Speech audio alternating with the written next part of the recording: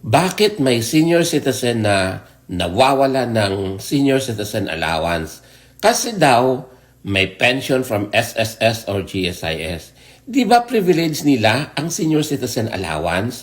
Yung pension from SSS or GSIS or PVAW man yan o kung saan man yan, they saved it for themselves. Hinulugan nila yun. Bakit? Nasabi kasi na bawal ang double dipping. Yung mabibigyan ka mula sa SSS or GSIS pension at sa bigay ng gobyerno or LGU. Kailangan daw walang ibang source of income or sustenance para mabigyan ka ng senior citizens allowance. Pero unfair di ba?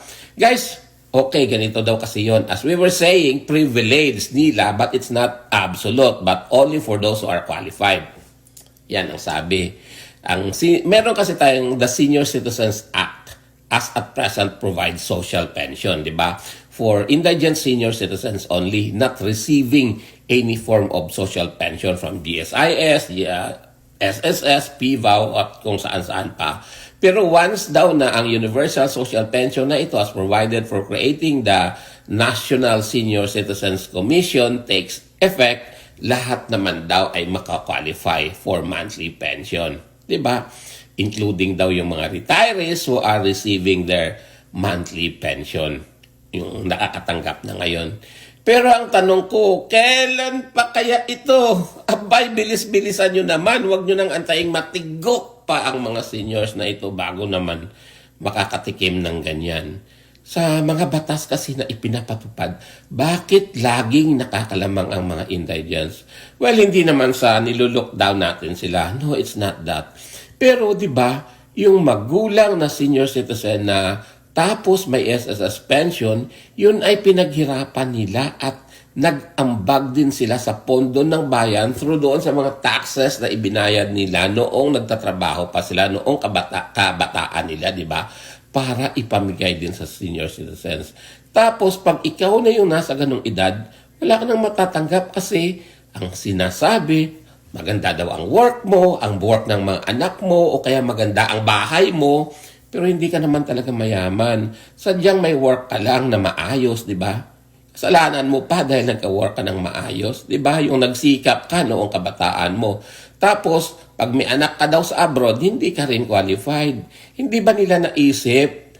Ang anak mo na yon may sarili ring buhay yon. Paano kung hindi ka pinapadalhan? Di ba? Nabibigyan ang mga hindi nag-contribute, pero ang contributor mismo, wala sa listahan ng mga bibigyan. Asa naman ang hustisya dyan? Asan na po yung para talaga sa mga senior citizen na allowance aside from being the pensioner, di ba? Guys, our pension are deducted from our salary when we were still working, di ba? Ang binibigyan lang ng social pension daw ay yung mga indigents, di ba? Yung mga indigent seniors na walang pension at personal income. Ay, ewan. At wala rin daw regular pension or tulong from family. Ang problema kasi sa gobyerno natin is neglecting those senior citizens who previously worked, paid taxes, and contributed to those projects for indigents. Guys, yung pension ng most SSS pensioners na nasa minimum and can't even support their food and medical expenses.